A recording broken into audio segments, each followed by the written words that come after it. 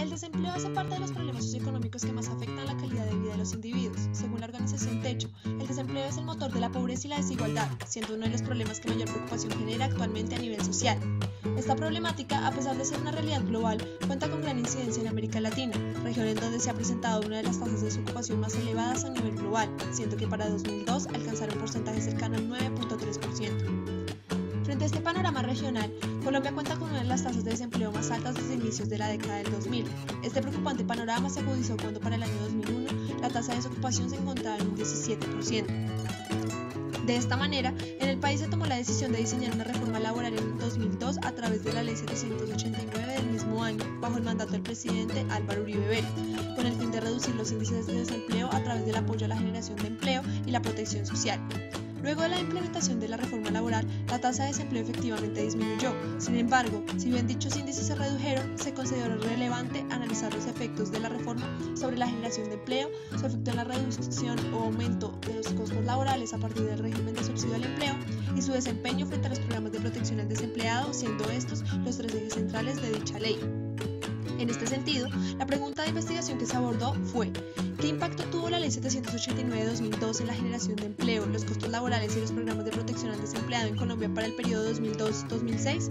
Con el fin de dar respuesta a esta pregunta, se presentó la siguiente hipótesis. La Ley 789 de 2002 incidió de manera negativa en la generación real de empleo, los costos laborales para las empresas y los programas de protección al desempleado en Colombia para el periodo 2002-2006.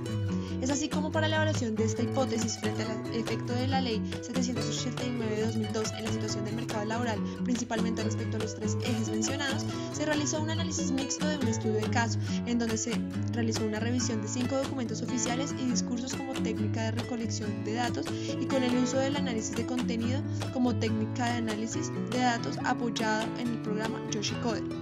en donde se comprendieron los siguientes pasos: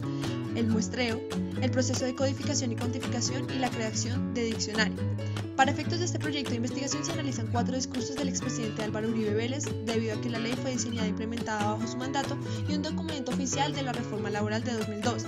El criterio de selección de los mismos fue la evidencia en un contenido de información relacionada con la reforma laboral, el efecto de la reforma en la generación real de empleo, el régimen de protección al desempleado, la temporalidad de los discursos en el periodo 2002-2010 y la disponibilidad de los discursos en páginas oficiales.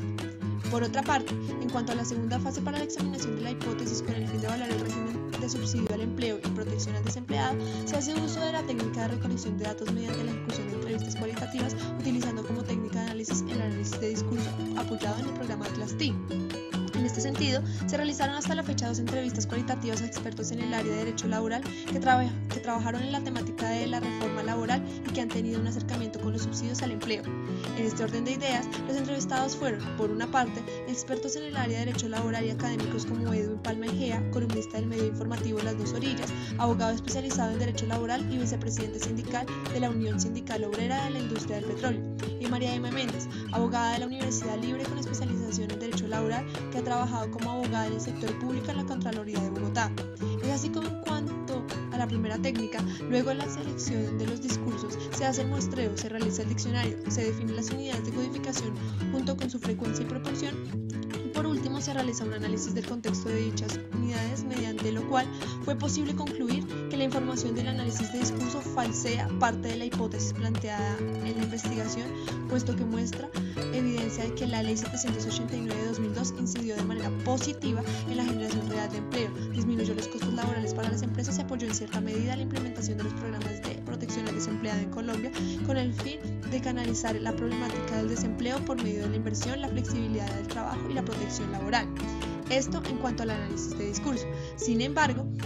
los resultados luego del análisis de las entrevistas con el uso de las herramientas de Atlas-T nos muestran un panorama diferente, en donde los dos entrevistados tienen una visión de la incidencia mayormente negativa o sesgada de la reforma laboral de 2002, por lo cual se podría inferir que la hipótesis planteada en la investigación sería verificada, teniendo en cuenta que según la información proporcionada por los entrevistados, la Ley 789 de 2002 incidió de manera negativa en la generación real de empleo y tuvo un efecto nulo en los programas de protección al desempleado en Colombia. Sin embargo,